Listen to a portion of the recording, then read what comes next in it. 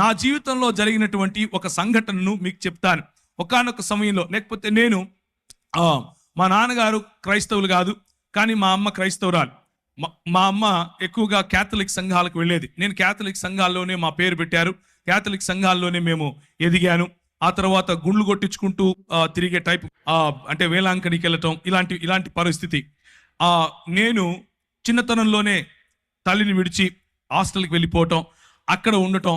ఆ తర్వాత 10వ తరగతి మా ఊరు కడప, మా ఊరికి తిరిగి రావటం. ఆ ఊరిలో భయంకరమైనటువంటి అల్లరి, భయంకరమైనటువంటి గొడవలు, భయంకరమైనటువంటి ఫ్యాక్షనిజంలో పడిపోవటం.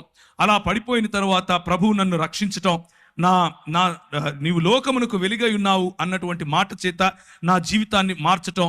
ఒకానొక సమయంలో మరి కోల్పోయినటువంటి సంబంధాల కారణంగా నేను దుఃఖిస్తూ ఉన్న సమయంలో ఒక వ్యక్తి నన్ను సంఘానికి తీసుకుని వెళ్ళటం, లేకపోతే ఒక యూత్ మీటింగ్కి తీసుకుని వెళ్ళటం. అక్కడ నేను ప్రభువును తెలుసుకోవటం, నీవు లోకానికి వెలుగై ఉన్నావు అన్న విషయాన్ని ఆయన గుర్తు చేసి ఆయన నా జీవితంలో రక్షణ సువార్తను, నా జీవితంలో దేవుని రాజ్య సువార్తను ఆయన నాటినప్పుడు నా జీవితం మారిపోయింది. నేను ఈ దేశానికి ఒక కలంకంగా ఉండాల్సింది పోయి, నాకున్నటువంటి దూకుడు స్వభావం కారణంగా నా దేశానికి, నా కుటుంబానికి, స్వయంగా నా జీవితానికి భయంకరమైనటువంటి ఒక మచ్చగా మిగలాల్సింది పోయి, కనీసం ఇప్పుడు దేశానికి ఏమీ పెద్ద ఉద్ధరించకపోయినప్పటికీ కనీసం నన్ను చూసి నా కుటుంబం కానీ, నా దేశం కానీ సిగ్గుపడే అవస్థలో లేకుండా ఉన్నాను. దానికి కారణం ప్రభు అయినటువంటి యేసు క్రీస్తు. అలా నా జీవితాన్ని కొనసాగించే సమయంలో నేను వాడేటటువంటి డ్రగ్స్, నేను తాగేటటువంటి అన్ని, లోకంలో ఉన్న ప్రతి గొడవ, లోకంలో ఉన్నటువంటి ప్రతి అలవాటు ఆయన తీసివేశాడు. ఒకానొక సమయంలో నేను ప్రార్థన చేసుకుంటున్నాను. ఒకానొక సమయంలో ఒక రోజంతా గడిపి, ప్రభు దగ్గర సమయం గడిపి, ఉపవాసంలో ఆయన నుంచి శక్తి పొందుకోవాలి, ఆయన నుంచి పరిచర్యను గురించినటువంటి ఒక దర్శనం పొందాలి, అసలు ప్రభువు నా పట్ల కలిగిన ప్రణాళిక ఏంటి అని ఒకరోజు నేను హైదరాబాద్లో ఉన్నటువంటి నారాయణగూడ బ్యాప్టిస్ట్ చర్చ్కి వెళ్ళాను. ఆ బ్యాప్టిస్ట్ చర్చ్లో ప్రేయర్ టవర్లో కూర్చుని ప్రార్థన చేస్తున్నాను. ప్రార్థన చేస్తున్న సమయంలో విపరీతమైనటువంటి ఒక కాంతి, విపరీతమైనటువంటి ఆ కాంతిని నన్ను ఆవరించటం, నేను తెలియని భాషలలో మాట్లాడటం, యేసుక్రీస్తు ప్రభువు యొక్క ఆవరణ, యేసుక్రీస్తు ప్రభువు యొక్క సన్నిధి, పరిశుద్ధాత్ముని యొక్క కృమరింపు నా జీవితంలో నేను గమనించాను. పరిశుద్ధాత్ముడు నన్ను తాకినప్పుడు, పరిశుద్ధాత్ముడు నా పైన బలంగా వీచినప్పుడు నేను తట్టుకోలేకపోయాను. నా హృదయం పులకించిపోయింది, నా శరీరం పులకించిపోయింది. నేను కళ్ళు మూసుకొని ఉన్నాను. నేను ఒక గొప్ప దర్శనం చూస్తున్నాను. ఇదిగో తెల్లని బట్టలు వేసుకున్నటువంటి చాలా మంది నెత్తిన టోపీ పెట్టుకొని పరిగెట్టుకుంటూ వస్తున్నారు. ప్రభు అయిన యేసుక్రీస్తు తన చేతులు బారుగా చాల్చి నిలబడుకుని ఉంటే ఆయన కౌగిలిలోనికి కొన్ని వేల మంది పరిగెట్టుకుంటూ వస్తున్నారు. ఆమోసు గ్రంథం ద్వారా ప్రభువు నాతో మాట్లాడాడు. ఆమోసు గ్రంథం ద్వారా ప్రభువు నాతో మాట్లాడి ఆయన నాకు వినిపించే విధంగా పరిశుద్ధాత్ముని యొక్క నడిపింపు. ఆయన అన్నాడు, నీవు ఇందోర్ అనే పట్టణానికి వెళ్ళాలి, నువ్వు చండీగఢ్ అనే పట్టణానికి వెళ్ళాలి, నువ్వు ఉదయ్పూర్ అనేటటువంటి పట్టణానికి వెళ్ళాలి. మరి దైవజనులు ఇప్పుడు నిలబడుకుని మాట్లాడుతూ, ఏమయ్యా ఉత్తర భారతదేశంలో చాలా మంది అవసరం వెళ్ళరా అని అంటున్నాడు. అదే సంఘటన నాకు జరిగింది. 2000 సంవత్సరంలో భక్త సింగ్ గారు చనిపోయారు. ఆయనను తీసుకుని వెళ్తున్నారు. కొన్ని వేల మంది ఆయనకు వెనకగా వెళుతున్నారు. ప్రార్థిద్దాం అనంటే కొన్ని వేల మంది తలలు ఉంచుకొని ప్రార్థిస్తున్నారు. ఆ దృశ్యం నేను పైనుంచి చూశాను. దేవా, ఒక వ్యక్తి ఉత్తర భారతదేశం నుంచి నా ప్రజలను ప్రేమించి తెలుగు వారి మధ్యకు వచ్చి మరి పరిచర్య చేస్తే నేనెందుకు వెళ్ళకూడదు అన్నటువంటి ఆ ఛాలెంజ్ నేను తీసుకున్నాను. నేను వెళ్ళాను, మధ్యప్రదేశ్ అనే ప్రాంతంలోకి వెళ్ళాను. పరిశుద్ధాత్ముడు నన్ను నడిపిస్తున్నాడు. ఒకానొక రోజు రాత్రి రెండు చొక్కాలు 2 ప్యాంట్లు పెట్టుకుని బయలుదేరాను. నాకు భాష రాదు, ఒక్కరు తెలియదు, ఆ ప్రాంతం తెలియదు, ఎక్కడుండాలో తెలియదు, ఏం చేయాలో తెలియదు. దేవుడు చెప్పాడు, నేను వెళ్ళాలి. పరిశుద్ధాత్ముని యొక్క ప్రిపరేషన్, పరిశుద్ధాత్ముడు నీలో నిన్ను నింపినప్పుడు కేవలము నూనె బుడ్డీలు అమ్ముకునే పాస్టర్గా మారవు నువ్వు. గుర్తుంచుకోండి ఈ విషయం. పరిశుద్ధాత్ముడు నిన్ను తాకినప్పుడు నువ్వు ఛాలెంజెస్ తీసుకుంటావు. ఇంతవరకు సహోదరుడు ఆజాద్ చెప్పినట్లుగా తన దేవుని ఎరిగిన వారు బలము కలిగి గొప్ప కార్యాలు చేస్తారు. నీ సంఘం పక్కన ఇంకొకడు సంఘం పెట్టే కార్యాలు కావు, గొప్ప కార్యాలు చేస్తారు. ప్రభువు లేని చోట ప్రభువును ప్రకటించడానికి ముందుకొస్తారు. అది చీకటి, భయంకరమైనటువంటి చలి. ఉత్తర భారతదేశంలో మనం ఇక్కడ ఏదైతే ఊపుకుంటున్నామో ఈ సమయంలో అక్కడ చల్లగా ఉంటుంది. అంటే ఇప్పుడు వేడిగానే ఉంటుందిలేండి.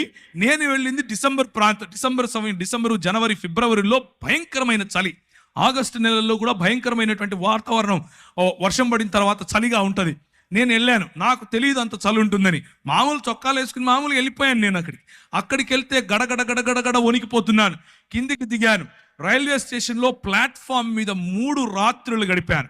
3 రాత్రులు ప్రార్థన, ఉదయాన్నే లేయటం, వాక్య పరిచర్యకి వెళ్తాం, ప్రార్థన, ఉదయాన్నే లేయటం. ప్రభు నాకు చెప్తున్నాడు, ఫలానా టెంపో ఎక్కు, ఫలానా చోట దిగు, ఫలానా ఇంటికెళ్ళు, ఫలానా వాడితో మాట్లాడు. ఆయన చెప్పింది చెప్పినట్లుగా మరి ముందుకెళ్ళటానికి దేవుని పరిశుద్ధాత్మ యొక్క శక్తి, పరిశుద్ధాత్ముడు మనల్ని నింపినప్పుడు, పరిశుద్ధాత్ముడు మనలో ఛాలెంజ్, సవాలు విసిరినప్పుడు మనం తీసుకోగలగాలి. 2 చొక్కాలు 2 ప్యాంట్లతో వెళ్ళానని చెప్పాను. చేబులో నా దగ్గర 500 700 డబ్బులున్నాయి. ఆ రోజుల్లో 500 అంటే మహా అయితే కూడా ఒక 10 రోజులు మనం ఉండొచ్చు. ఈ రోజుల్లో 500 అంటే అర రోజే ఉంటాం, అది మీకు తెలిసిన విషయమే. అయితే నేను వెళ్ళాను. ఒకరోజు రాత్రి నా దగ్గర డబ్బులు కూడా అయిపోతున్నాయి. ప్రభువు రాత్రి నాకు ఒక దర్శనం చూపించాడు. ఒక ఇల్లు, దానిపైన జూలాగర్ అని రాసుంది. జూలాగర్ అంటే ఇంట్లో పిల్లలు పెట్టుకోవటానికి ఉండేటటువంటి ప్రదేశం. ఆ ఇల్లు నాకు కనిపించింది. లోపల ఒక రూమ్ చూపించాడు. ఒక చైరు, ఒక బల్ల, దాని మీద ఒక గ్లాసు, దాంట్లో అంటే చెంబు, దాంట్లో నీరు, ఒక కాట్ అంటే ఒక మంచం. ఆ మంచం మీద మంచి పరుపు, గల్లగల్లగా ఉండేటటువంటి ఒక బెడ్షీట్. ఇది నాకు కనిపించింది. రాత్రి ఆ దర్శనం చూశాను. ఉదయం పరిశుద్ధాత్ముడు నడిపిస్తున్నట్లుగా నడుస్తున్నాను. పరిశుద్ధాత్ముడు నాకు చెప్పినట్లుగా ఏ డైరెక్షన్లో, ఏ దిశగా నేను వెళ్ళాలో ఆ దిశగా వెళుతున్నాను. 2.5-3 కిలోమీటర్లు నడుస్తూ దేవుని పరిచర్య, వాక్యం. నాకు వచ్చి రాని హిందీ ఏం చేస్తాం, ఏదొస్తే అది మూగ సైగలు అనుకోండి, మాట్లాడుతూ ప్రజలకు చెప్పుకుంటూ వెళ్ళాను. ఒక చోట ప్రభు దిగమన్నాడు. దిగి చూస్తే ఎదురుగా అదే ఇల్లు కనిపిస్తోంది. దేవునికి స్తోత్రం కలుగును గాక. ఆ ఇంటికి వెళ్ళి తలుపు తట్టు అన్నాడు. నేను ఆ ఇంటికి వెళ్ళి తలుపు తట్టాను. అది జైన్లు ఉండేటటువంటి ఇల్లు. అంటే ఆ ఇంట్లో వాళ్ళు జైన మతాన్ని వాళ్ళు అనుసరిస్తారు. ఆమె వచ్చి ఏం కావాలి అని అడిగింది, హిందీలో, తెలుగులో కాదు. నాకు ఏం లేదండి, రూమ్ కావాలి అని అడిగాను. అవునా అని పైనుంచి కిందికి చూసి, పైన ఒక రూమ్ ఉంది, చూసుకోపో అంది. పైకి వెళ్ళంగానే అదే మంచం, అదే గళ్ళగళ్ళగా ఉండే బెడ్షీట్, అదే చైరు, అదే టేబుల్, అదే చెంబు, నీళ్లు నింపబడినాయి. కిందికి వచ్చాను. అమ్మ నాకు సరిపోతుంది, నేను తీసుకుంటానన్నా. డబ్బులు ఇవ్వండి. నా దగ్గర డబ్బులు లేవు అన్నా. ఏం చేస్తారు మీరైతే? ఓరా బయటికి అంటారు. ఆమె అన్నది, ఎప్పుడు ఇస్తావు అంది. ఒక 10-15 రోజుల్లో ఇచ్చేస్తానమ్మా అన్నాను. మీరు ఒప్పుకుంటారా? ఏ ఊరు నిధి అంది. హైదరాబాద్ నుంచి వచ్చానమ్మా అన్నాను. డబ్బులు ఉన్నాయా జేబులో తినడానికి అంది. లేవమ్మా అన్నాను. ఎదురుగా ఒక మెస్ ఉంది, దాంట్లో కింది భోజనం చేయి, నా పేరు చెప్పు అంది. కడుపు నిండా భోజనం, ఉండటానికి స్థలం. ప్రభువు ఇచ్చిన మాటను, ప్రభువు ఇచ్చిన అభిషేకాన్ని మనము నమ్మి ఒక కాలు వేస్తే ఆయన మనల్ని ఎప్పటికీ కించపరచడు. 11 సంవత్సరాలు అదే ఊరిలో ఉన్నాను. 11 సంవత్సరాలు బిలాల, కోయ, గోండు ఇలాంటి వాళ్ళు, బారేలా, తెలియని భాషలు, నాకు తెలియని భాషలు, నేను ఎప్పుడూ వినని భాషలు, నాకు హిందీయే రాదనుకుంటే అక్కడ ఎన్నో ట్రైబల్ భాషలు, అన్ని భాషల్లో దేవుని వాక్యం పరిచర్య చేశాను. భాషల వరము ప్రభు ఇస్తాడు. దేవునికి స్తోత్రం కలుగును గాక. భాషల వరం ఇస్తాడు. చేతులు వేసి ప్రార్థించినప్పుడు స్వస్థతలు చేస్తాడు. ఇవన్నీ ఎప్పుడు చేస్తాడంటే, ఇక్కడ మగపిల్లలు పుట్టడం కోసం ప్రార్థన చేస్తాను అని మా ఊర్లో ఒక ఆయన బోర్డు పెట్టాడు, హైదరాబాద్లో. అట్లా బోర్డు పెట్టుకొని యేసు ప్రభువును అమ్ముకునే పరిచర్య కాదు, యేసు ప్రభువును నమ్ముకునే పరిచర్య. దేవునికి స్తోత్రం కలుగును గాక. యేసు క్రీస్తు రాజ్యమును ప్రకటించే పరిచర్య. నేను వెళ్ళాను. నాకు అప్పుడు కరెక్ట్గా ఇప్పుడు నాకు 21 సంవత్సరం. ఊరు తెలీదు, ఏం తెలీదు. అదే ఊరిలో 11 సంవత్సరాలు. నేను 2011లో తిరిగి హైదరాబాద్కు తిరిగి వచ్చాను. నేను వెళ్ళేటప్పుడు ఎడ్వర్డ్ అన్న నాకు తెలుసు, నేను వచ్చిన తర్వాత ఎడ్వర్డ్ అన్న నాకు తెలుసు. కానీ అక్కడ ఉన్న 11 సంవత్సరాలలో ప్రభువు నన్ను వాడుకున్నటువంటి పద్ధతి, అక్కడ ఉన్న 11 సంవత్సరాల్లో నా చదువును ఆశీర్వదించాడు. నేను MBA ఇన్ ఇంటర్నేషనల్ బిజినెస్ అన్న కోర్స్ చదివాను. చదివిన తర్వాత ఎన్నో దేశాలు నన్ను ప్రభువు తిప్పాడు. తిరిగిన అన్ని దేశాల్లో ప్రభు పరిచర్యలో వాడుకున్నాడు. అంత మాత్రమే కాదు, ఈ చెప్పిన తెగలు, ట్రైబల్ మధ్య ప్రభు వాడుకున్నాడు. అన్నిటికంటే ముఖ్యంగా నాకు చూపించిన దర్శనం, ముస్లింల మధ్య నీతో వాడుకుంటాను అని చెప్పాడు. ముస్లింల మధ్య వాడుకున్నాడు. నేను వెళ్ళినప్పుడు 6 మంది, ఒక్క వ్యక్తి ప్రభువుని నమ్ముకోవటానికి 5 ఏండ్లు పట్టింది. ఆ తర్వాత 6 మంది 6 సంవత్సరాలు నాతో వాగ్వివాదం చేస్తూ వచ్చారు. నువ్వేంది, నువ్వు కథ ఏంది, నేను చూసుకుంటామన్నారు. ఆర్ఎస్ఎస్ వాళ్ళు, విహెచ్పి వాళ్ళు నాకు ఈమెయిల్ రాసేవాళ్ళు. నువ్వు ఏ మార్గం గుండా వెళ్తున్నావో మాకు తెలుసు, నువ్వు ఎట్లొస్తావో మాకు తెలుసు, నువ్వు ఎప్పుడు ఇంటికి చేరకుండా ఎప్పుడు సస్తావో కూడా నీకు తెలియకుండా చేస్తాం అని అనేవారు. ఇలాంటి పరిస్థితులు. అక్కడ నువ్వు వెళ్ళి సాక్షి జీవితం అనంటే ఏంటి అనంటే, అక్కడ నువ్వు వెళ్ళి క్రైస్తవుడిని అని చెప్పుకుంటే చాలు తన్నుతారు.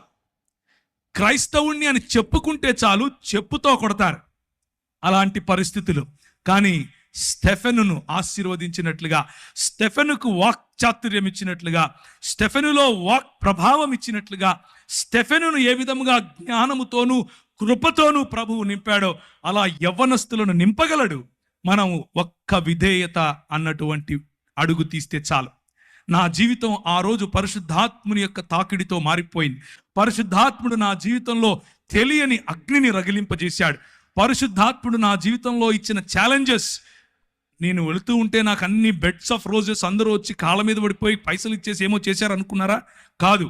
అడుగడుగు నా ఛాలెంజెస్, అడుగడుగు నా బలహీనతలు, అడుగడుగు నా తెలియనటువంటి నేను ఎలా చేయాలి ఇప్పుడు అన్నటువంటి పరిస్థితి. కానీ ప్రభువు నమ్మకస్తుడు.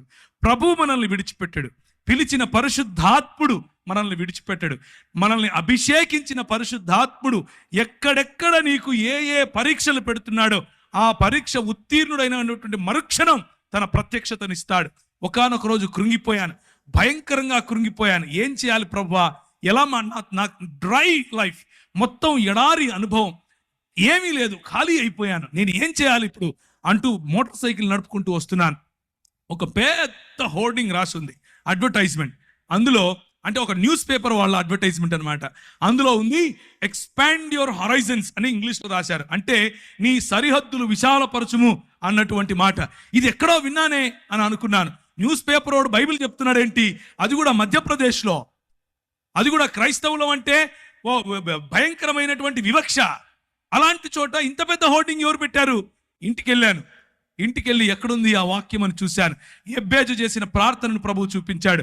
నా సరిహద్దులను విశాలపరచుము అని ఆయన చేసినటువంటి ప్రార్థన నాలో ఒక అగ్నిని తిరిగి ప్రభు ఇవ్వడానికి ఆ వాక్యం సహాయపడింది.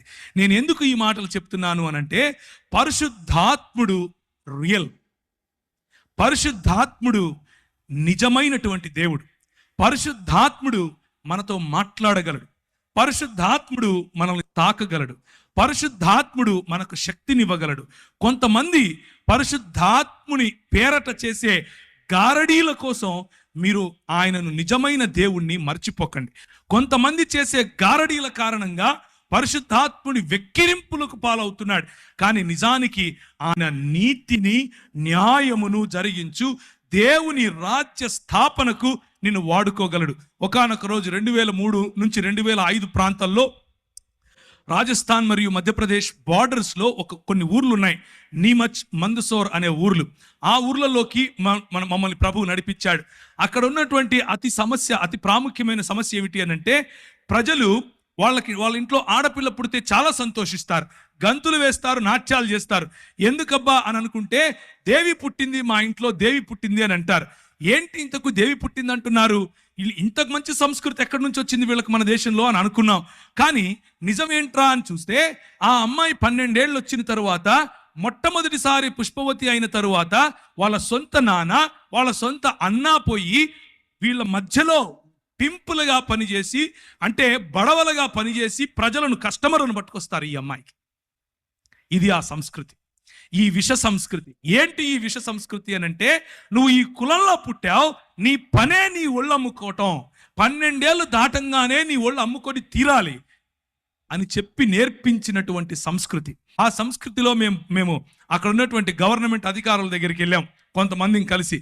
అయ్యా, మరి ఇలాంటి బాచడా మరియు బేడియా అనే సమాజాలు ఉన్నాయి, వారి మధ్య వెలుగు లేదు, వారి మధ్య విద్య లేదు, వారి మధ్య పడుపు వృత్తి ఉంది, తెలియనటువంటి రోగాలు, సెక్షువలీ ట్రాన్స్మిటింగ్ డిసీజెస్ ఎన్నో వస్తున్నాయి, ఎలా చెయ్యాలయ్యా అని అంటే ఆయన అంటాడు, అది వారి కర్మ. ఏంటది? కర్మ. నీకెందుకయ్యా? ఏ దేశం నుంచి వచ్చావు నువ్వు? ఏ రాష్ట్రం నుంచి వచ్చావు నువ్వు? వాళ్ళకు నిధులు మేమెందుకు ఇవ్వాలి, అది వాళ్ళ వృత్తయ్యా, వాళ్ళు సంపాదించి ట్యాక్సులు కడతారు మాకు అంటాడు. ప్రభువా ఏం చేయాలి? పరిశుద్ధాత్ముని శక్తి, పరిశుద్ధాత్ముని బలం ప్రభుత్వాలతో కూడా మాట్లాడటానికి మనకు శక్తినిస్తుంది. ఆ 2003లో చూసినటువంటి ఆ సన్నివేశం మా మనసులో నిండిపోయింది. మేమందరం కలిసి ఒక ప్రణాళిక తీసుకొని వచ్చాం. ఈరోజు 2019కి వేలకు పైగా ఆ బాంచడా సమాజానికి చెందిన వారు, చదువుకున్న వారు ఉన్నారు. వేలకు పైగా పడుపు వృత్తిని వదిలేసిన వారు. వారి మధ్యలో స్కూళ్లు స్థాపించాం, వారి మధ్యలో ఆలయాలు స్థాపించాం, వారికి పరిశుద్ధాత్మ దేవుణ్ణి పరిచయం చేశాం.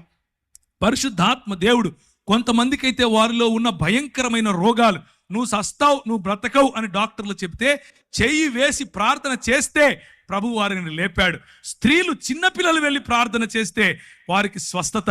ఇలాంటివి ఎన్నో కార్యాలు పరిశుద్ధాత్మ దేవుడు బోర్డు పెట్టుకొని అమ్ముకోవాల్సిన అవసరత లేకుండా చేయగలిగినటువంటి గొప్ప దేవుడు పరిశుద్ధాత్మ